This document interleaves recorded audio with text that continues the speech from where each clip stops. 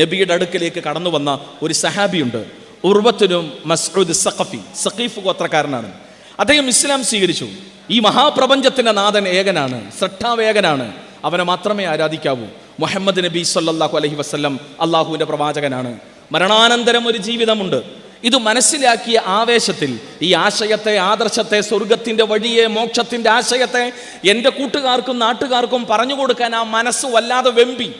നബി സല്ലല്ലാഹു അലൈഹി വസല്ലം പറഞ്ഞു, നിന്റെ നാട്ടുകാർക്കിടയിൽ നീ പോയി പറഞ്ഞാൽ ഒരുപക്ഷെ അവർ നിന്നെ രണ്ട് കൈ നീട്ടി സ്വീകരിച്ചു കൊള്ളണമെന്നില്ല, അതിശക്തമായ പ്രതികരണങ്ങൾ ഉണ്ടായേക്കാം. അദ്ദേഹം പറഞ്ഞു, അവർക്കിടയിൽ ആദരണീയനാണ് ഞാൻ, പരിഗണനീയനാണ് ഞാൻ പറഞ്ഞാൽ എൻ്റെ നാട്ടുകാരും കുടുംബക്കാരൊക്കെ കേൾക്കുമെന്ന്. അദ്ദേഹം തൻ്റെ കുടുംബക്കാരെയെല്ലാം വിളിച്ചു കൂട്ടിക്കൊണ്ട് അവർക്ക് നടുവിൽ എഴുന്നേറ്റ് നിന്നുകൊണ്ട് ഈ മഹിതമായ ആശയത്തിൻ്റെ പ്രഖ്യാപനം നിർവഹിച്ചു. ലോകത്തിൻ്റെ നാഥൻ്റെ ഏകത്വത്തിലേക്ക് ക്ഷണിച്ചു.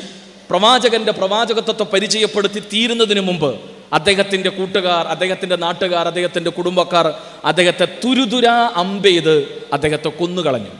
അള്ളാഹുവിൻ്റെ മാർഗത്തിൽ രക്തസാക്ഷിത്വം വഹിച്ചു അദ്ദേഹം. ഇത് ഉർവത്ത് ബിൻ മസ്ഊദ് സഖഫിയുടെ ഒരു ചിത്രമാണ്, ഒരു ചരിത്രമാണ്.